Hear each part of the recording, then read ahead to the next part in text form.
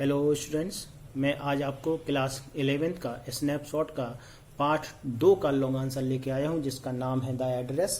समय वेस्ट न करते हुए इसको हम पढ़ते हैं, जानते हैं कि इतना अच्छा पार्ट है, बहुत ही इजी लैंग्वेज में मैंने इसे रखा हुआ है, तो पढ़ते हैं। Important long answer.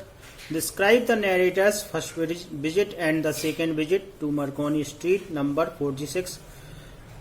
Marconi Street, house number 46 की पहली यात्रा तथा दूसरी यात्रा, कथाकार की पहली तथा दूसरी यात्रा का वर्णन आपको करना है। देखते हैं, पहली यात्रा भी आ सकती है, दूसरी यात्रा भी आ सकती है, अलग अलग या दोनों भी आ सकती हैं।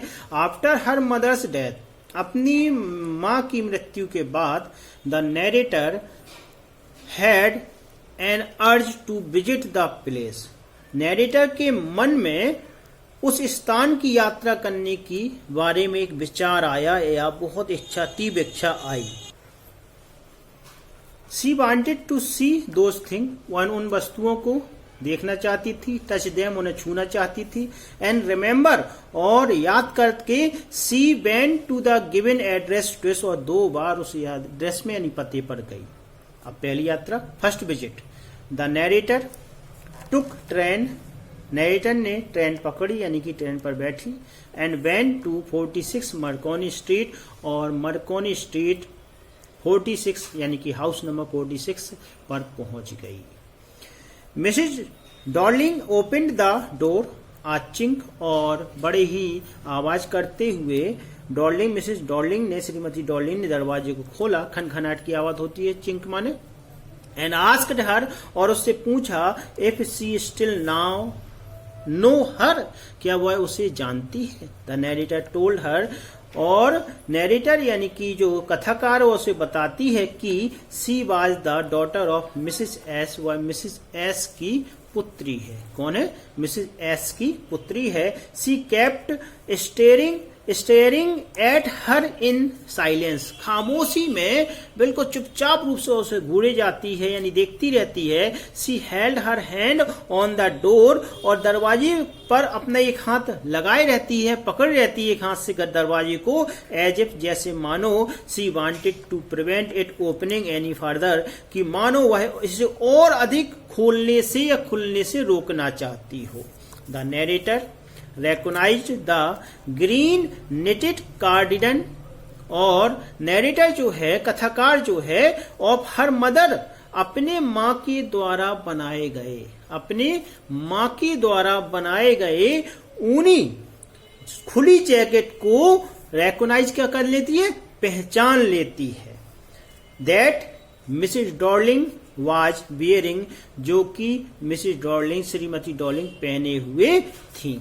द नैरेटर वाज सरप्राइज्ड, और नैरेटर कथाकार आश्चर्यचकित हो जाती है। व्हेन सी आस्क्ड, जब वह उससे पूछती है, यानी कि मिसेज डॉर्लिंग जब उससे पूछती है, if she had come back, क्या वह वापस आ गई है। She declined to see the narrator's on her help, और नैरेटर यानी कि मिसेज डॉर्लिंग नैरेटर की यानी कि कथाकार की इस मामले में मदद करने से क्या कर देती है? इनकार कर देती है। अब दूसरी विजिट के बारे में देखते हैं। Second visit, the narrator knocked at the door, narrator कथाकार दरवाजे को खटखटाती है। The daughter of Mrs Darling, श्रीमती डॉर्लिंग की पुत्री, ओपन द डोर, दरवाजे को खोलती है।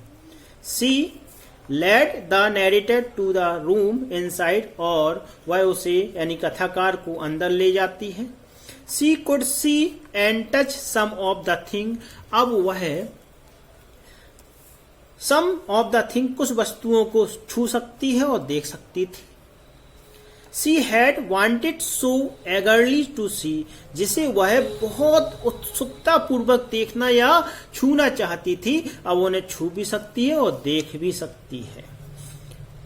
दोज ऑब्जेक्ट, ये वस्तुएं, had now lost their real value for her, उसके लिए वास्तविक वैल्यू या महत्व खो चुकी होती हैं। ये वस्तुएं अब उसके लिए वास्तविक महत्व खो चुकी होती हैं। They were scattered in tasteless way all round और चारों ओर वे अब बेतरकीब रूप से पड़ी हुई होती हैं। द साइट अप्रेस्ड हर और दृश्य उसे बड़ा दुखी कर देता है।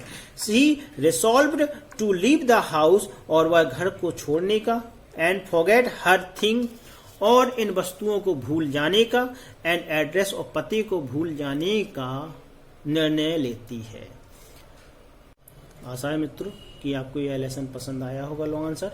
अगर लॉन्ग आंसर पसंद आया है तो इसे लाइक कर दें तथा शेयर कर दें। अगर अभी तक आपने चैनल को सब्सक्राइब नहीं किया है तो सब्सक्राइब कर दें तथा बेल आइकन को दबा दें, जिससे कि मेरा नया वीडियो आपको अपलोड होते ही नोटिफिकेशन मिल जाए। Thank you very much. Vande Mataram.